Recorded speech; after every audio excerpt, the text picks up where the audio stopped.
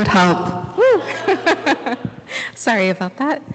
Welcome everyone to WVC Speaks. This is the college's lecture series that features our faculty and our staff sharing topics that they're experts in, that they're passionate about, that we want to share with our community.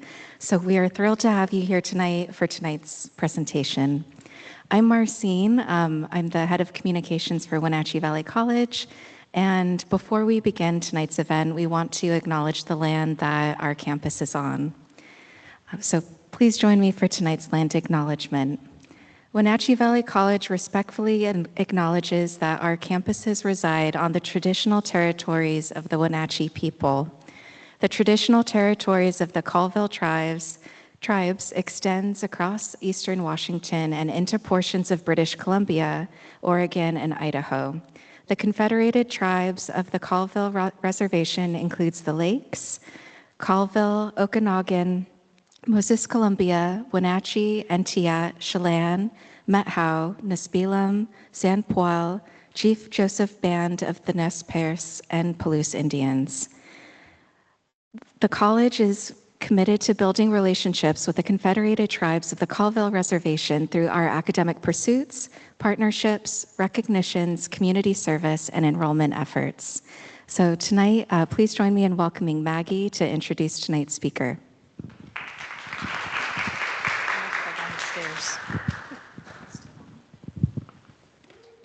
Good evening. I am excited to introduce our speaker. Ellie R. Camp, they, she pronouns, is a Wenatchee Valley native and a current employee of Wenatchee Valley College. They graduated magna cum laude from Central Washington University, earning a Bachelor's of Arts in History. They minored in East Asian Studies and Interdisciplinary Honors, which was awarded through William O. Douglas Honors College. In 2024, Ellie attended EWA Women's University International Summer College and completed coursework in East Asian Studies. Ellie's undergraduate thesis, Uncovering the Flowering Youth, Exploring the Multifaceted Workings of the Hwarang in Ancient Shida, focuses on the importance of multidisciplinary research into the ancient Korean military religious group, the Hwarang, and their impact on modern Korean culture. In their free time, Ellie can be found curled up with a good book, crafting and enjoying time with their family and friends. And now I'm going to introduce our keynote speaker, Ellie.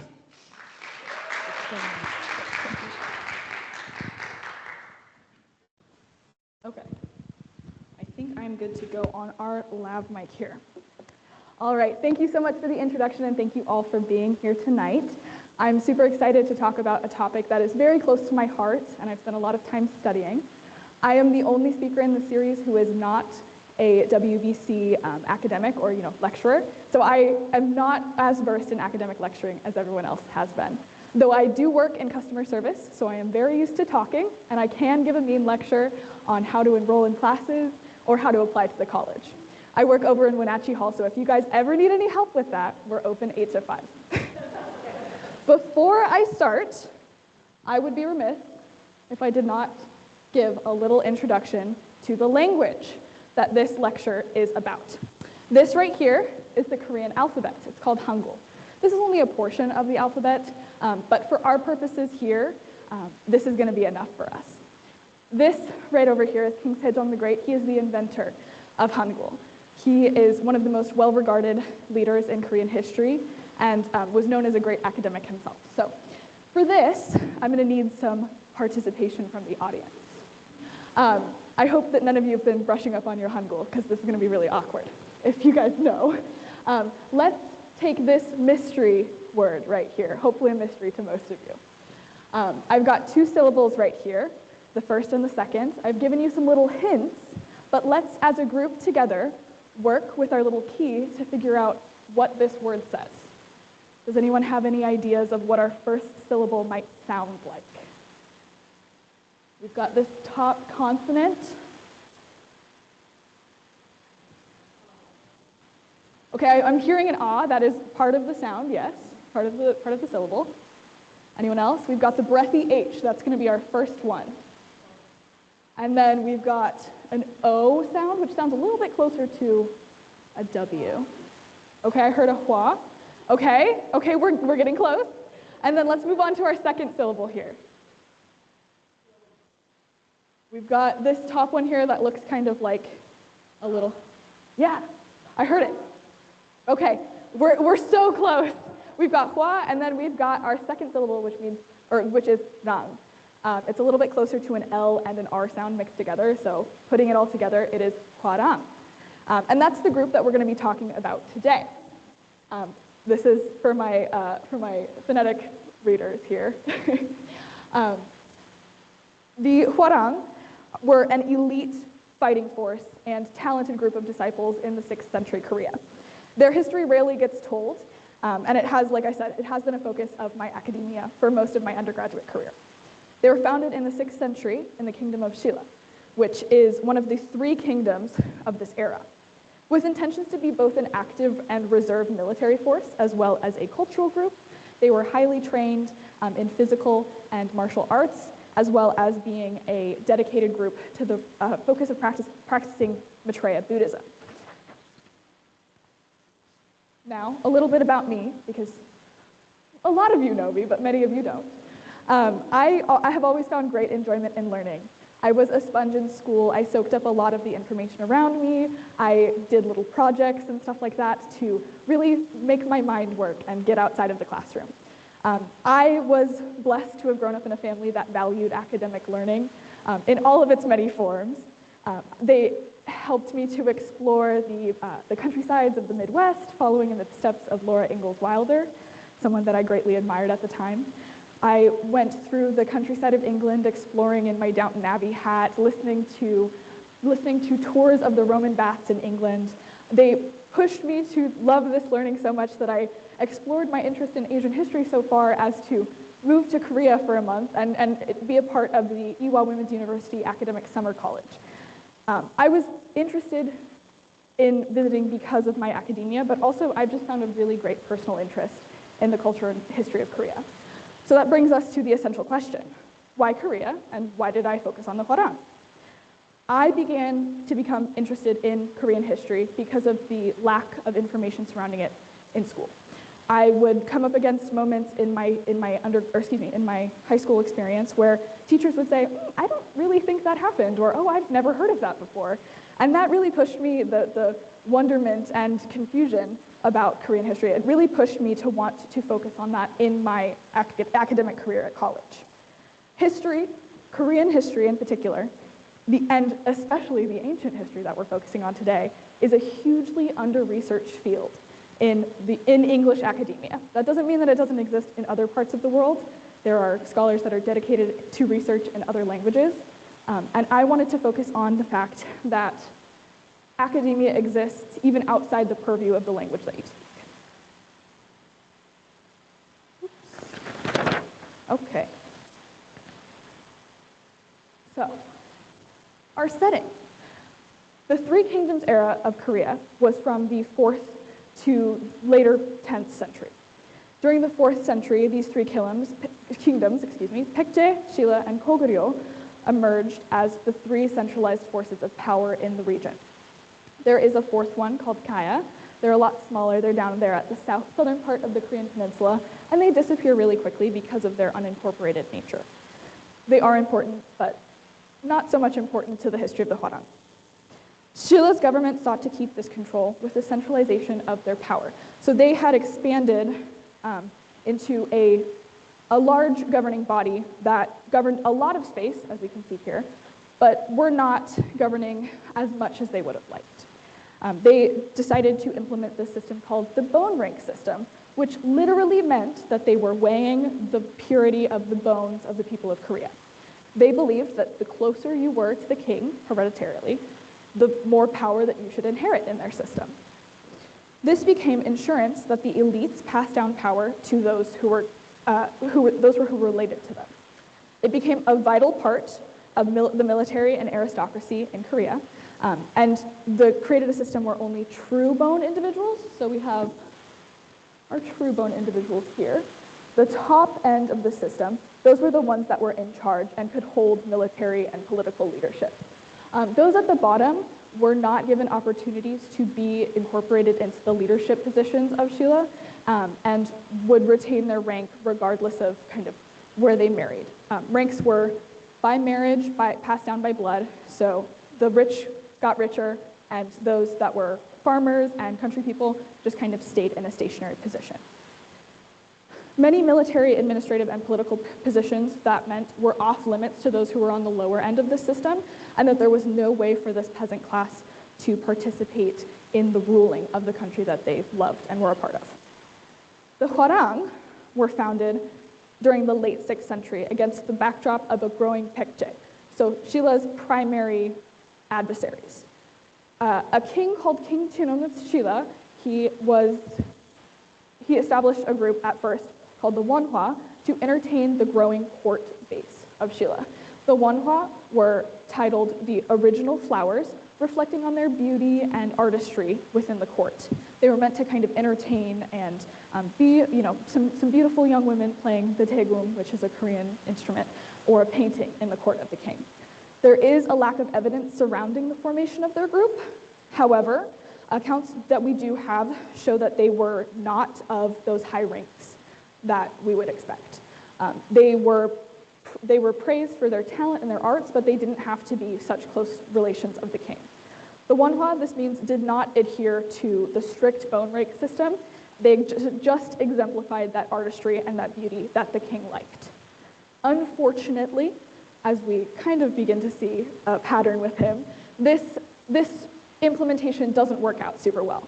And so the Wanhua begin to fight and argue amongst each other about who is the most talented, who has the most power, who should be the favorite of the court.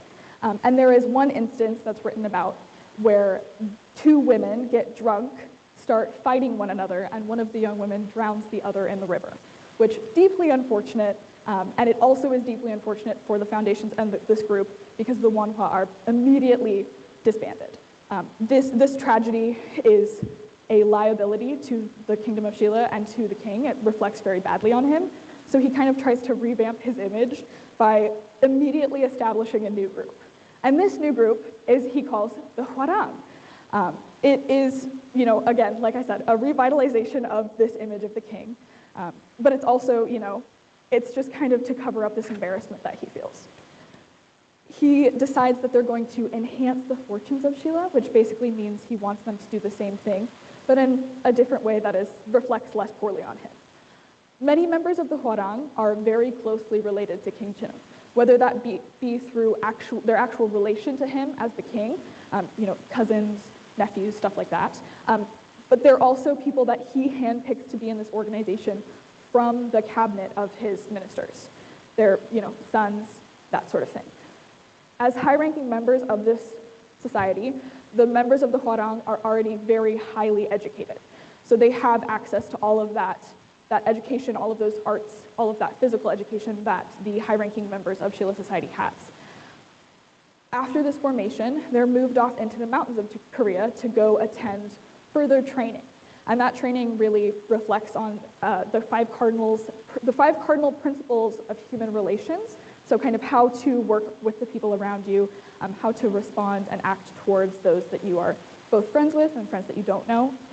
There's 6 arts that they undergo training in, which is, again, physical arts, and then also literally painting. They practice music. There are also 3 scholarly occupations, which are just ways to incorporate them into the academic sphere of Silla, which is also expanding at this time. And then most importantly, there are 6 ways to serve in government. So there are 6 different titles for them to have, but it actually just means that all of the people that are going through this organization are focusing entirely upon serving the king after they graduate from the organization. Their roles within the organization, the Hwarang, are also, they're expressly to follow the teachings of Silla, of the king, and also to reflect the society that they were brought up in. So it is, like I said, this kind of advertising effort from the king. The elitism is a founding factor of this organization, and it's also impossible to ignore that there's a change from women of low rank to men of high rank. There are a lot of nuances there, but a lot of it is to do with the ideas of femininity and masculinity within Silla. Women were not valued as strong or as noble as men were, in a lot of respects, and we'll see that play into why they chose men to carry out the actions of the Hwarang because of their physicality, because of their masculinity. As servants to the king, it's important for the organization to last. So they established those baseline teachings up in the mountains, up in the outskirts of Korea, of Silla. But they also serve as a group where they can make social connections with one another and also abroad. So they bolster morale within the group. They become very friendly with one another. They already might have these social connections within the hierarchy of Silla, within the upper class of Silla, but this group allows them to create even closer connections with one another and become sort of a brotherhood. For instance, I have this quote here, they entertain each other with songs, they go out into the woods, they go camping together. It's lovely, they're having a great time. And the key point here that I want to highlight is the part of this quote that says, no matter how far away. So that, and later accounts of the Hwarang, indicate that they're taking these very long trips to parts of the Three Kingdoms that no one else really goes to. And these efforts are both because they have ulterior motives to visiting those spaces, but also because they want to go and see the young men of the other three kingdoms, or of the other two kingdoms, excuse me, and get to know them and tell them how cool Silla is and how, we're a ruling class in our kingdom. Do you want to know more about that? So they act as this outreach program where they get to know these other members of society on their equal playing field, and kind of can start to convince the young men of Goguryeo and Paekje that Silla really is that cool.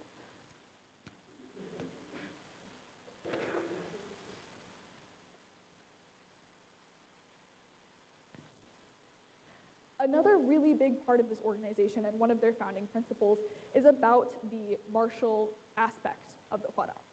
I talked a little bit about how there is a transition from that femininity, that artistry, to the masculinity of warfare and the military in Silla. So that is an important role here, but it's impossible to erase the fact that they were chosen to be part of the military because it was a group of men. The Wanhua, even if they would have been trained in martial arts, would not have been an active or reserve part of Shilla's military.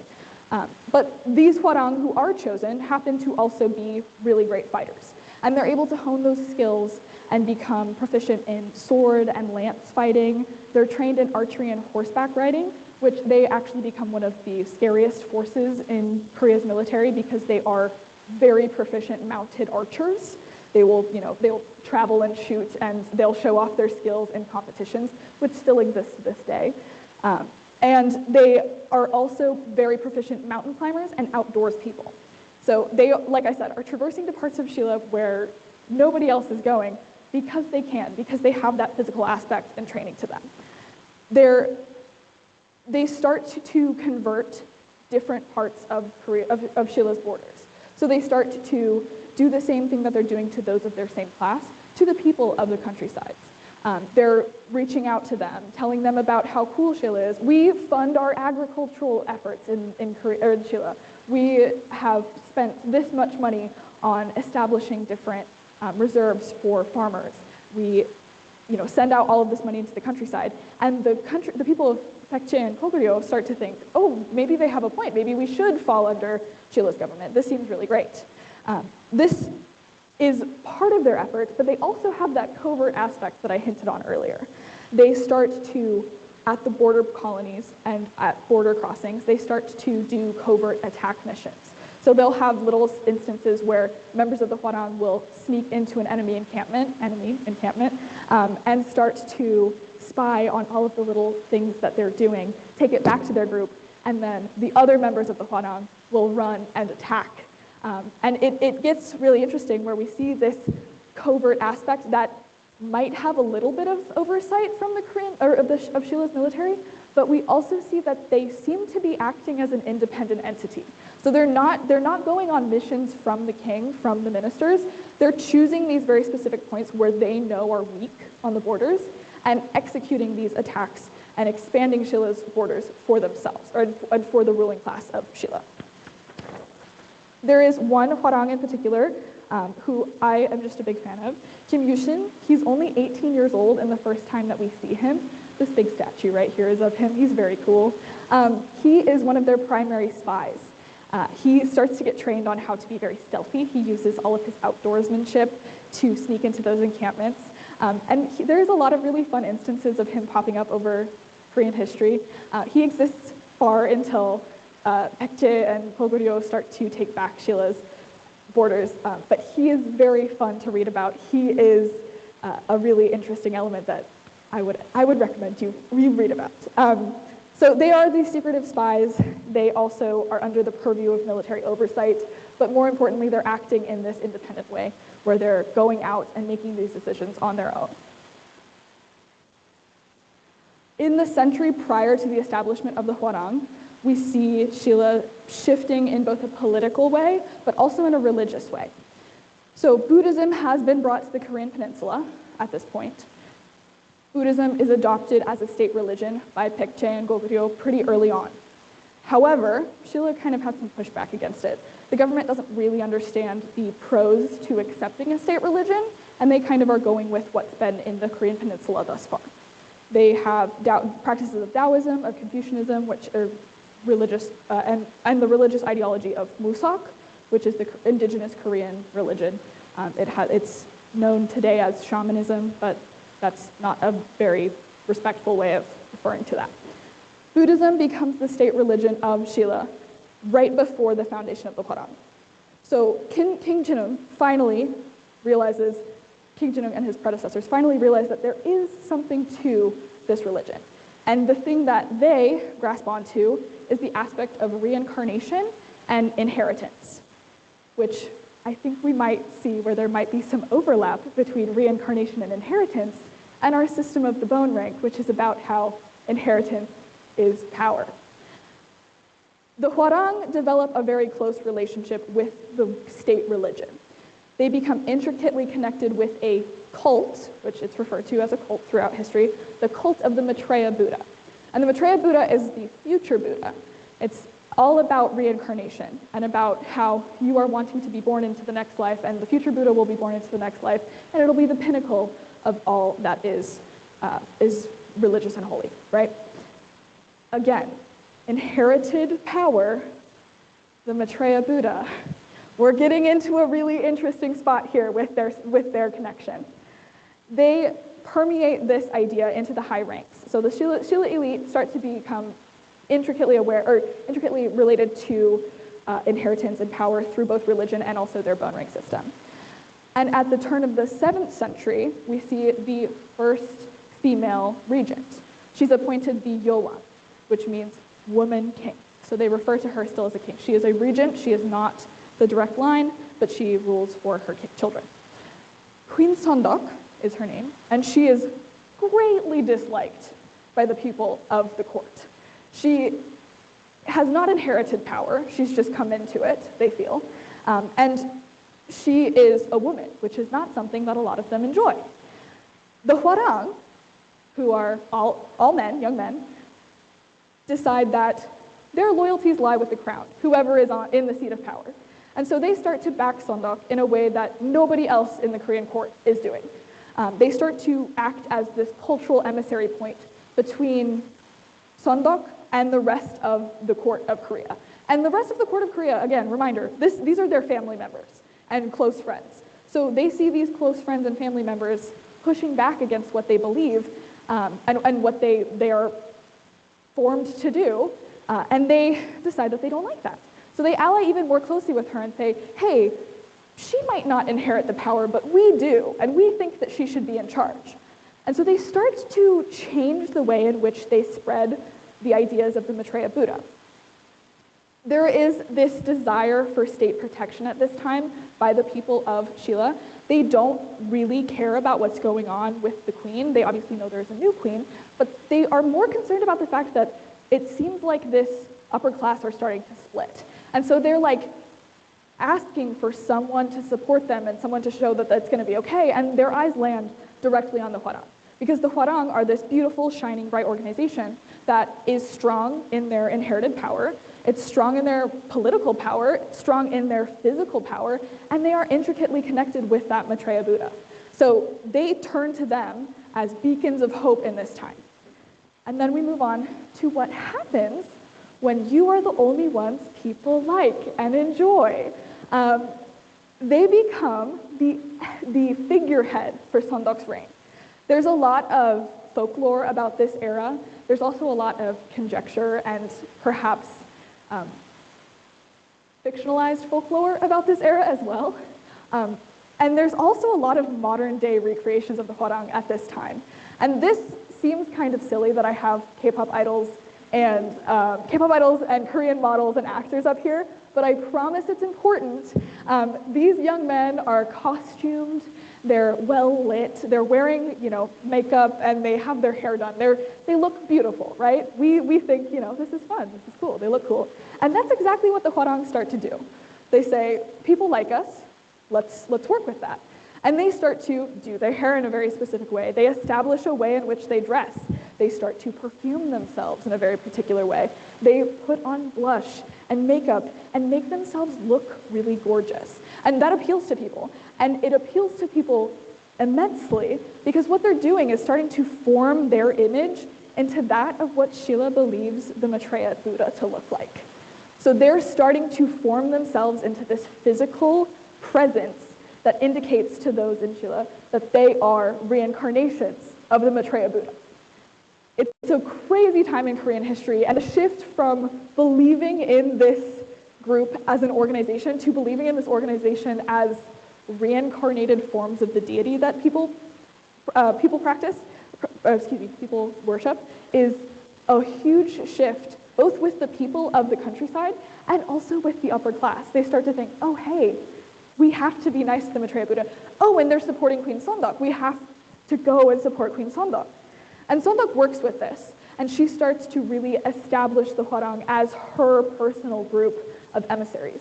And they then act as support for her in the social climate of Silla and also in the outreach efforts of the nation. They start to be called the Maitreya Flower Youth, referring very specifically to their image as the reincarnation of the Maitreya. And there are instances both in Silla and Baekje where the Hwarang appear in places, mysterious places where no one knew the Hwarang were, and they come down from the heavens and they appear as the reincarnation of the Buddha to farmers and simple country people and elites who are having a rough go of it. And they cultivate this image and identity that becomes mystic in nature. The Hwarang become this mystic element of Sondok's reign that people really resonate with. They are singular in their connection with the Maitreya Buddha. There are other cults of the Maitreya in other parts of the Korean peninsula that do similar outreach projects or mission projects where they'll go and visit, but there's not any instances where these monks or individuals appear to people as godly. And so their association really means that they promote both their group and also the reign of Sondok and her divine right to rule through them. So I've discussed all of this, the political landscape of the 5th and 6th centuries of Korea, how the dynamic relationship between the kingdoms promotes the establishment of the Hwarang. And we've explored how all of that kind of works together to create this really mystic and iconic group of individuals. So why don't we hear about them more? They are a small part of history, but through my research, you can tell that there's a lot more to them than anybody realizes. If you look up the Hwarang, their Wikipedia page is great. It's really fun. There's pictures of the Hwarang. There's a lot of pictures that I've shared. But it doesn't go into the nuances of how they were formed and how their image evolved through time. They really adapt based off of the need of the kingdom and based off of the need of the individual rulers within Silla. They change the military landscape by acting as these covert border agents. And they really go in and shape Silla both in cultural aspects, religious aspects, and also literally. They literally shape the border of the kingdom. It's incredible. They exist in one way or another until the 10th century. They exist as the state-issued Hwarang group. And in the 10th century, the Hwarang, as well as this kingdom of Silla, unfortunately start to fall to the borders of Goguryeo. And Goguryeo is allied really closely with parts of China. Silla has some backing from China as well, but it gets really tense, and Shilla's government starts to lose power and support from its people. But the Hwarang, while they are no longer a state agency, they split off into their own private group, where they still continue to practice the culture, the religious aspects, all of their physical fighting and stuff like that. They continue to practice that until the reign of King Sejong the Great, which, if you saw up there, that's the 15th century. So they exist for almost 1,000 years as an established and active organization. And something that you may have noticed in some of my photos here, and as well as in this badge up here, the Hwarang exists today. They are still a military organization. So there is the Order of the Hwarang. Their exemplary service in the Korean Army can sometimes be awarded with the Order of the Hwarang medal. They'll get this emblem on their shirts, on their active duty military gear, and then there's a medal back previously that is given to them for ceremonial garb. They have adapted to do whatever it takes to exist as an organization. And this might not seem important, this medal. It is to a lot of people. It exemplifies great military prowess and great service to the kingdom, or excuse me, to the government, as it has always done. The Hwarang are dedicated individuals and a dedicated organization to the service of their country. We can observe this lasting impact, and it shows no signs of being erased. Their efforts as a cultural group also exist.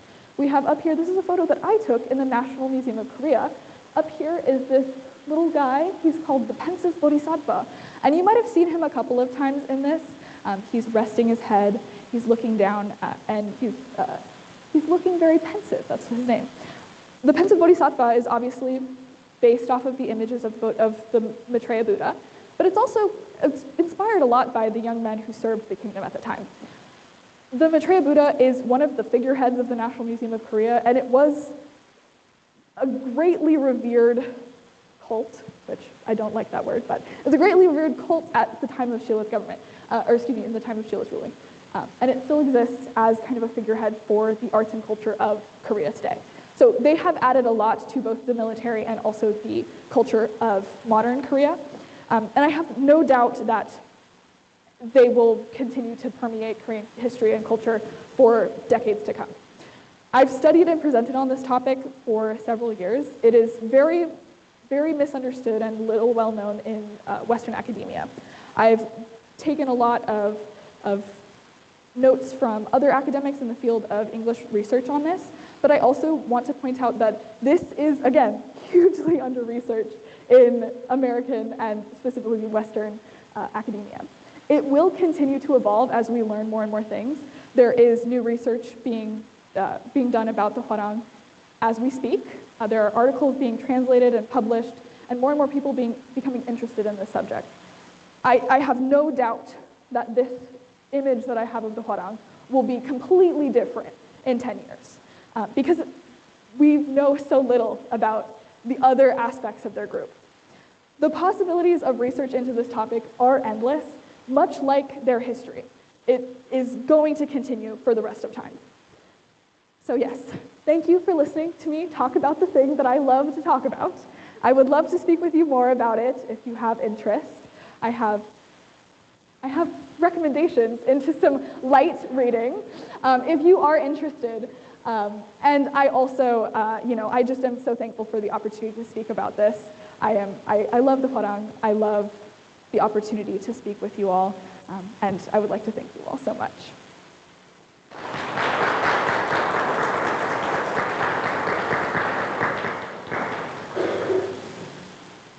Yes.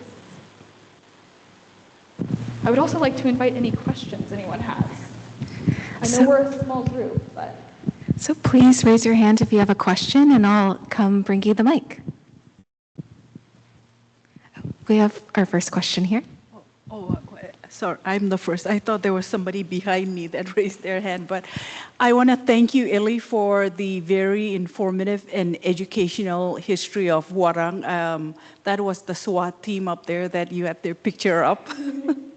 My question has to do with, so they were very influential, political, military, and religion. I wonder if when the kingdoms were combined, Silla kind of like overrided the other kingdoms and therefore adopted a lot of the religion aspect, you know, the cultural aspect of Silla and Hwarangs. So you're wondering kind of if the other kingdoms started to adopt that religion? Yes. Yeah, so there was a lot of cultural exchange that happened at this time.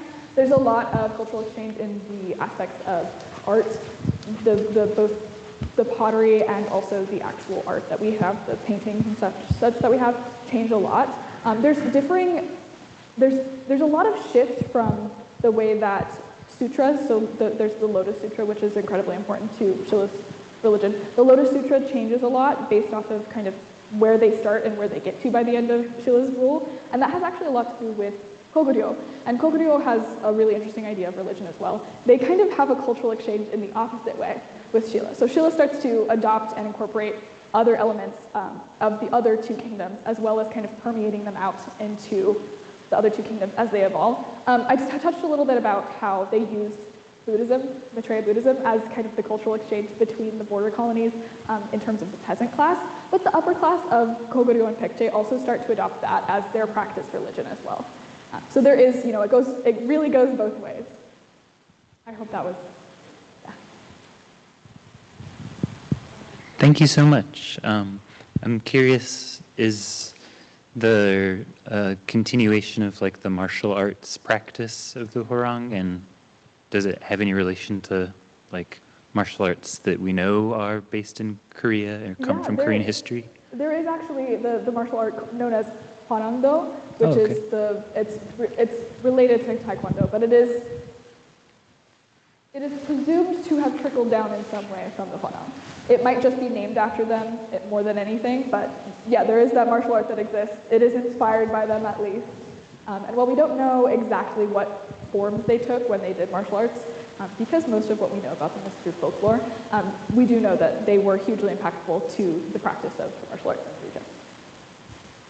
I actually have a question. So how do you see their influence in Korean culture today? And could you speak to, in Korea, do people care about the legacy? Do they have it as part of their culture or the folklore that you just mentioned? That's really interesting. Okay, I could go into a lot about this. I think one of my favorite tidbits, well, it's not even a tidbit, it's a really important part of what we know about the Hwarang today. My favorite part of all of this research is that I figured out about halfway through my research that there was an active investigation into one of the primary sources that I was using, because it started to become understood that it was falsified, it was fictionalized. It was a collection of folk tales that were written in the 1940s and then discovered in the 1980s. It was called the Hwarang Seji, and it was the chronicles of the group in its entirety and all of their relationships to everyone mentioned in this, everyone mentioned in any of the other primary sources. And that was a huge turning point in my research, because I had to kind of flip the way that I was thinking about the group. But it was also a huge pressure point in Korean history and research over there, because there were a lot of historians that completely knew that this was false because it had information in it that was falsified, like clearly wrong. And a lot of Western academics were taking it as, oh, well, this is great, we can learn more about the Hwarang. So there is this, it is both an element of the academia surrounding the Hwarang, but it also was something that kind of got into the pop culture sphere as well, where people started to say, hey, why are we not listening to Korean speakers who realize that this is fake? And then there is a lot to be said for the advertising elements and all of those things that they employed back then, and about how modern groups of young men who are really pretty also advertise themselves, and that's a whole other discussion about how the history of the Hwarang relates to modern Korean pop culture and K-pop in particular. So there's a lot there. That could be a whole other lecture. That'll be part 2. Yeah. I don't know if we need a part 2 of me standing up here talking about this, but I would love to. We'd love it. Any other questions or comments? Yes, right here. Thank you very much. It was very informative. I appreciate all of your research. And how did you go about doing your research, since there isn't a whole lot of obviously primary sources in the English and the academia? How exactly did you go through that process of figuring all that out? Yeah, I think the easy question is, or the easy answer is, I did what I could. I think there's a lot of, there's like 5 primary writers in the West, in Western culture, I don't like saying that, but in Western research that study the Hwarang, and I've met and talked with one of them. So one of the things that my instructor told me in all of this research, these are a couple of the sources that I used, obviously I have more, but she said based off of the research that I had and the amount of time that I put into it, I was feeling a lot of imposter syndrome, saying, oh, I don't know if this is enough. I don't know if I have enough information about this. I don't know if I can make these assertions. And she said, you know your stuff. You are now one of the experts. So I used what I knew, what I could glean from other people in English academia, and I really just put it all together, and I became less afraid of saying, other people believe this, and so do I, and I would like to let you all know this information and interpret it in slightly a different way. So there is some good primary sources. There's a lot of good secondary sources in English writing, but a lot of them cover the same information. So I just kind of went through it as I could, weeded out information that was about the Hwarang Senji, which is we don't listen to anymore. And then I just researched as I could in English.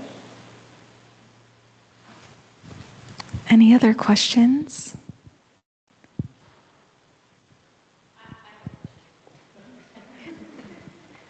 I don't know, when you were, I'm Ellie's mom, so I've heard a lot about this before, but I just had a thought.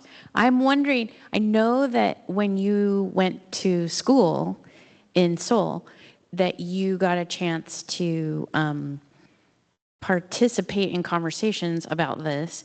When you were in Seoul and you talked with your professors and people that were there at the university, what were their thoughts about your ideas? Because I do remember that you did a project of some sort. I did a project. I have always, since learning about the Hwarang, tried to work them into every project that I could. I just think they're so fun and interesting. And it's kind of like a fun fact that I can branch out into. So I dedicated the month that I was there to trying to fit the Hwarang into as many projects as I could in Korea and see how my professors interacted with that.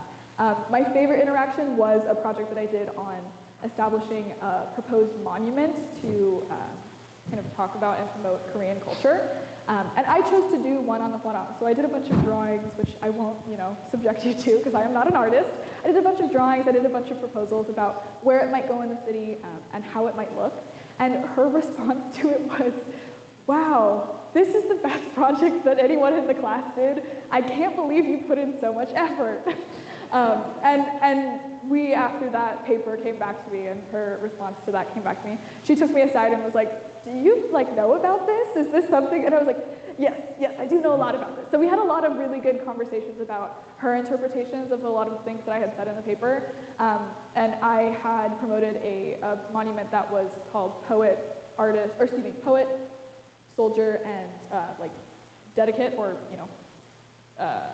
what's the word I'm trying to say? Anyway, it was about the 3 primary elements of the Hwarang. And she said that was really interesting, and she'd never seen someone put all 3 of those together before in kind of the visual image of the Hwarang. So I had a lot of good feedback from them. So. Any final questions or comments? Oh, right here. Last one. I think you need to go on a sabbatical leave to come back and do part 2. I think I need to go on a sabbatical leave to go get a master's degree in this. I think that's what needs to happen. Can I just say really quickly, he won't ask, but my partner wants to ask what a turtle boat is, which has very tangential relation to the Hwarang.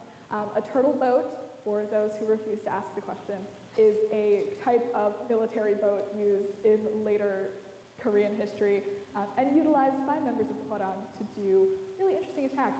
And that is where I will leave you, I think, Go and research turtle boats on your own. Thank you so much, Ellie. So we have a very small token of our gratitude that we would like to give to you on behalf of our president and your colleagues. It's been really amazing to have this season of WVC Speak, so thank you for being part of it. Please stay tuned for our upcoming season that we'll be announcing in the next month or two.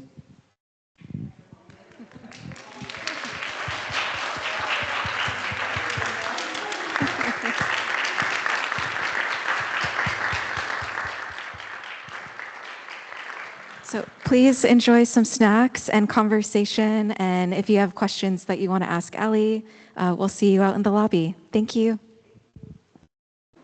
Thank you, Maggie.